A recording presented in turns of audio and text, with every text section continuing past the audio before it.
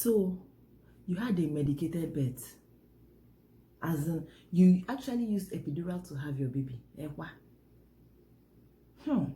Shame on you. You're not even strong. You're not a Hebrew woman. Bikon. So people still talk like that in 2020. As in people still have that type of mindset. What kind of mindset is that? Hey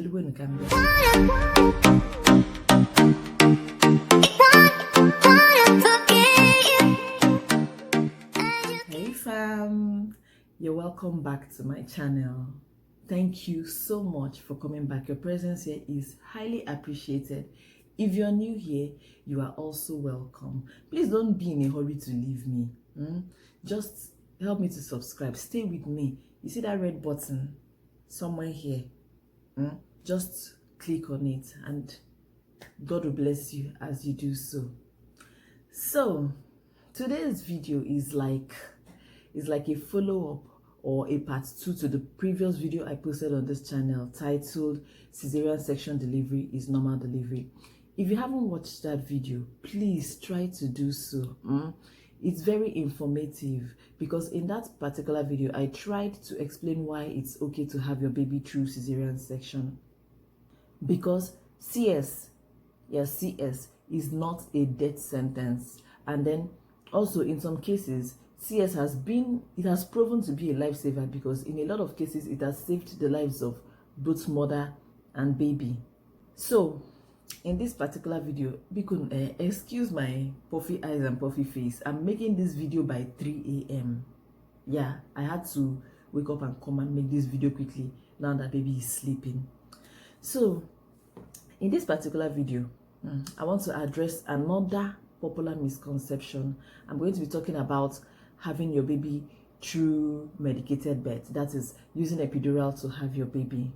So now, epidural is a form of anesthetic that is usually administered to women in labor in the lower part of their backs. And it's called, they give them that injection in what we call the epidural space, like the nerves surround the spinal nerves. I'm not a medical professional, so I cannot say where they give the injection specifically, but I know that it is in the back. So what that medication does is that it totally blocks out the pain of labor contractions. Now, some women, in order not to go through that harrowing pain of labor, some women choose to get epidural for their childbirth. So it is shocking to know. Do you know that in this day and age, some people judge such women for choosing to have epidural, for choosing to have their babies with epidural? There are people that actually judge them, men and women. In fact, mostly women.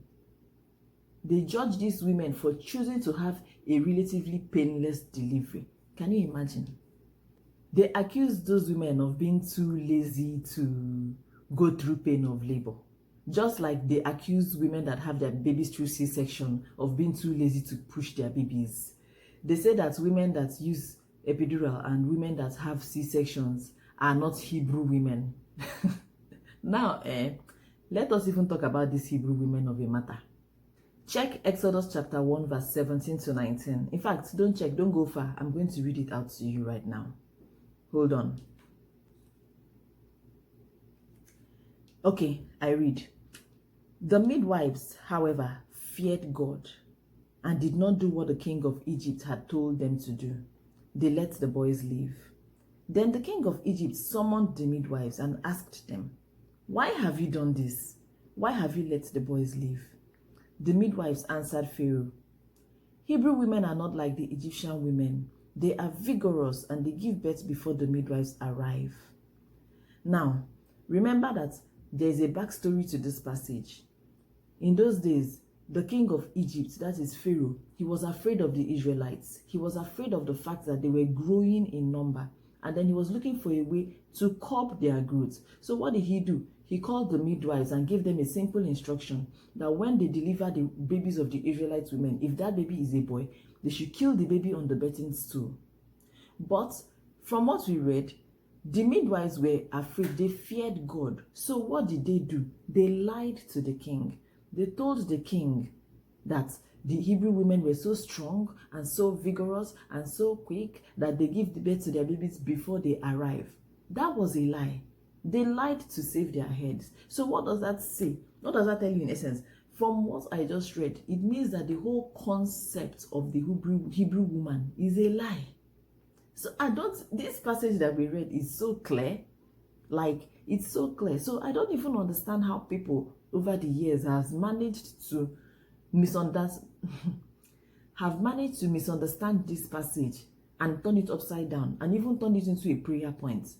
Because from what you read, the Hebrew women were not even the way that the midwives portrayed them. They were not strong anything. Those women lied to save their heads. As a matter of fact, for all we know, the Hebrew women might have even been having prolonged labors. They might have been having complicated births. They might even be having CS join the matter. But they lied to the king to save their heads. And the king believed them. And to even make it worse, some of us believe them even till this day.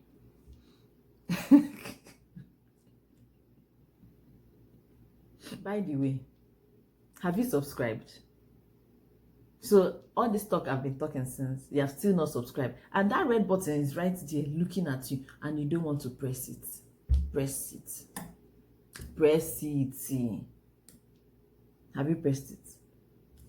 Good. Now, I want to make something clear. Women that choose to have their babies with epidural are not lazy at all. Far from it. They are actually very strong. Like, their strength is out of this world. They are strong. Why do I say they are strong? Pregnancy is not a joke. Pregnancy in itself, carrying a baby for 9 whole months. 9 months, so not 9 weeks. Not 9 days. 9 whole months. It is not a joke. Do you think it is easy to grow and carry a human being in you for 9 months?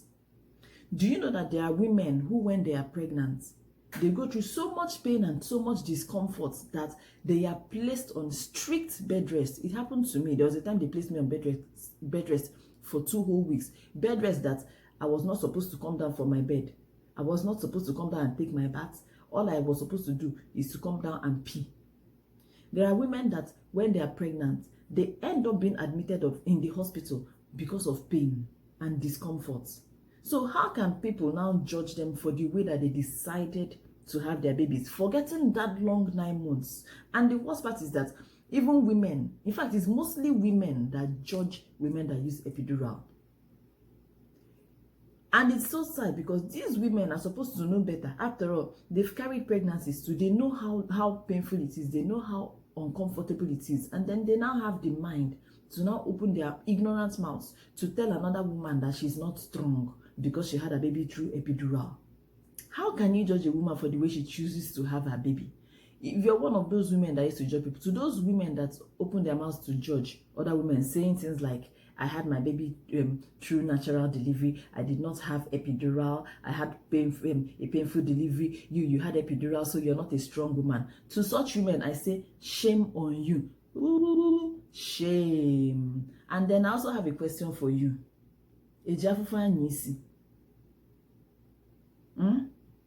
Who is boasting with suffer head? See, the times are changing. So we have to change along with it. For example, back in the days, there were no cars. People used to trek. But now there are cars.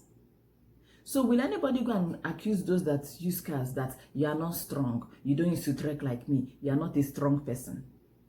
In the same way, we used to have PO box at the post office, posting letters up and down, taking 2 weeks and 3 weeks to arrive their destination, or even 6 weeks. But now everybody has email addresses. Why? Because every day people are discovering and devising better ways and easier ways of doing things. So why should childbirth be different? Why should anybody be glorifying him or himself or herself in pain? Back then, in fact, till now, some people use mortar to pound yam, and then some other people still choose to use food processors to make their lives easier and stress-free. Is anybody condemning them for doing so? So why is childbirth different? I don't get it. Why? Because if you know why, Tell me in the comment section. I'm curious. I want to know. Because I don't understand why anybody would be shamed for the way she chooses to give birth to her baby after carrying that baby for 9 months. So after being that strong, carrying that baby for 9 months, somebody will now come and judge you that you used epidural, you're not strong. Please, all that type of nonsense smelling talk needs to stop. Stop it. If you're pregnant and you're looking at ways of having your baby, you're thinking of getting an epidural when having your baby, by all means, go for it. Feel free. Ask for an epidural. Ask for an epidural. Ease that pain so that you can have an easy delivery. Okay?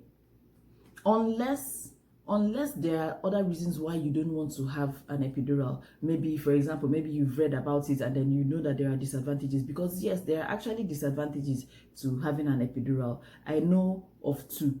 I know of the one that, women, they say that women that have, not all women, because this thing, it does not apply to all women. There are women who have back pain, long-term back pain after getting epidural.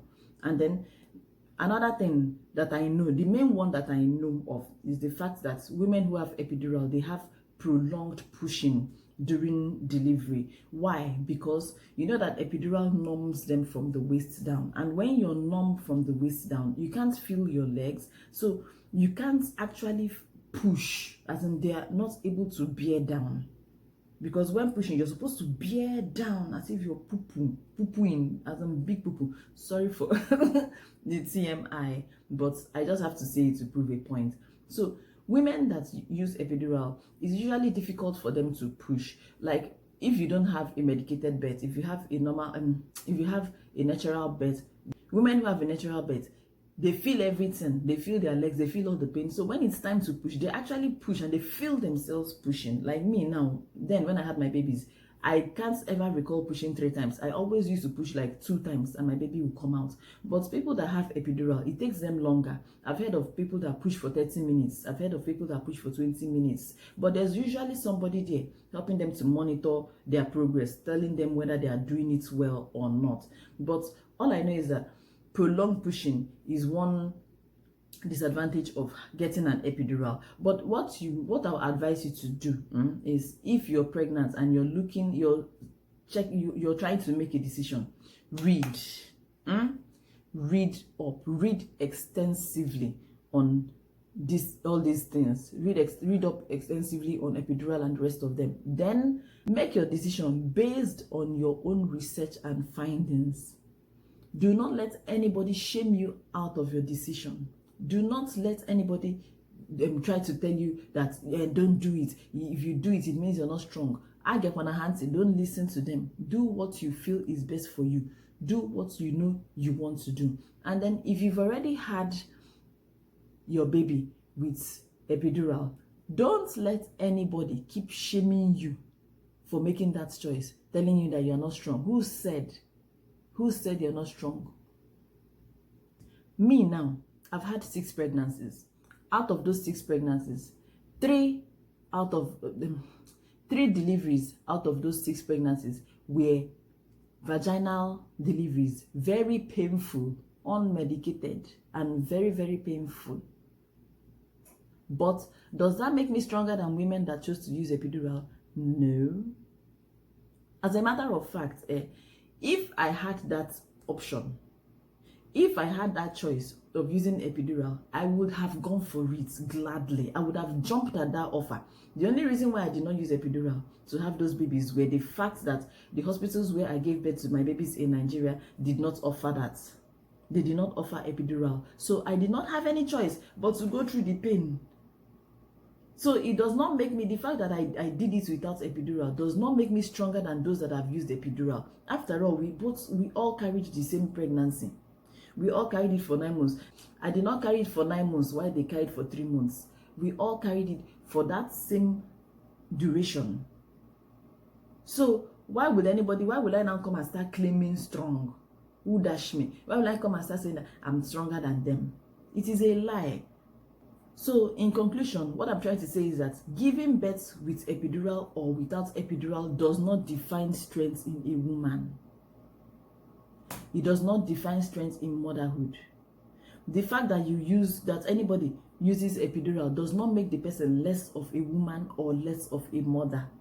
If you want to use it, use it. You are still a woman, a strong woman at that, okay? And then, if you're one of those who still thinks in that manner, who still has that archaic backwards mentality, judging other women for having their babies with epidural, you better stop it. You understand? This is 2020. This is not back in the days. Things have changed, so change along with it. Stop sliding backwards. I don't even know the word to use to describe it. All I know is you have to stop it. Hosea. Change that your mindset, as in give it a total overhaul, like turn it upside down. You need to change it. You can't continue thinking like that. The fact that you chose to suffer doesn't mean that everybody should suffer with you. You get? Anybody that can afford to do epidural, and if it is available in your hospital, do it if you want to do it. I will keep saying it. Do it if you want to do it. Nobody will come and kill you. Nobody has any right to condemn you. Nobody has any right to condemn a woman for the method she chooses to give birth to her baby, especially if you're a man that has never carried a baby. That's your mouth. Shut up. In my own opinion, any woman who has carried a baby for 9 months in her womb is a strong woman, regardless of the way she gave birth to that baby. Any woman who has been pregnant and has miscarried, whether once or more than once, is a strong woman. Any woman who has had IVFs, or whether one or more than one, is a strong woman. So let us stop all this judgmental talk.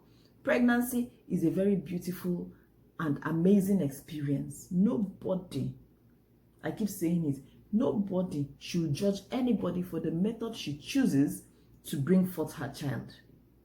This video is long, but I've finally come to the end of it. So, Biko, again, if you have not watched that other video about cesarean section, the title is Cesarean Section is, in fact, I'm going to link it. You're going to see a box. You can click on it from here and watch it. Cesarean section is normal delivery. If you have not watched it, please try to watch it, okay? Because do you know that, and one of the things I addressed in that video is the fact that people classify childbirth into 2 types. One is normal delivery and one is CS delivery. And when they say that, do you know what they're trying to say in essence? They're indirectly saying that vaginal delivery is normal delivery while CS delivery is abnormal delivery. Like, so all these kinds of mentalities and mindset has to stop. That is the essence of this video that I'm putting out. I slept for a while before I now wake up and was like, oh my God, I have to quickly go and make this video. So please pardon my puffy face and everything. And I even had to wear wig. Of course, yes, I was sleeping and I woke up and I went to wear wig and earrings and everything because I can't come here and be looking like back of pots. So the comment section is open and it is free to make a comment. I would like to hear from you guys. Please engage on my channel. I need to know, what do you think about women that think, or people in general that think in that way, saying that epidural, people that give birth to epidural are not strong women? What do you think about them? How did you give birth to your own baby? Did you use epidural? Did you do an unmedicated birth? How? And then, just share stories that you've heard. If you've heard anything about anybody that gave birth, share with us. There are people in comment section that would want to learn from you as well. And also, do you know anybody that decided not to give birth through CS or whatever? Someone that's scared of giving birth. Just, you know what? Let me not put words into your mouth. Just go to the comment section, please, and then engage with us there. Share your experiences, share your stories, and if you have any nuggets of wisdom or advice to give anybody or pregnant women, please share with us in the comment section, and God will bless you as you do so. Thank you so much for watching. If you have watched up till this point, you are the best. Like, God will bless you abundantly for me. Thank you once more, and then subscribe Subscribe. If you have not subscribed up to this point, you are just an Obiakpo. Yes, I said it. Obiakpo is what you are. If you are not an Obiakpo, just click the button. It's not far. It's looking at you. It's red. And then after clicking it, beside it, there's a notification bell. You're supposed to click that one too. In fact, you don't have to, but I always advise you to click it. Why? Because it will notify you. Because it will always notify you when I post a new video. That way you can keep up with the goodness that is happening on this channel. If you click on it, it will notify you whenever I post a new video, so that even when you are busy, you can still come back later and watch it. But you're gonna be aware. You're gonna be aware that a new video is up. Okay? Alright, guys. Have a wonderful, whether it's morning or afternoon or evening, depending on what time you are watching this video. You know what? I've rambled for too long. My baby will soon wake up. Bye.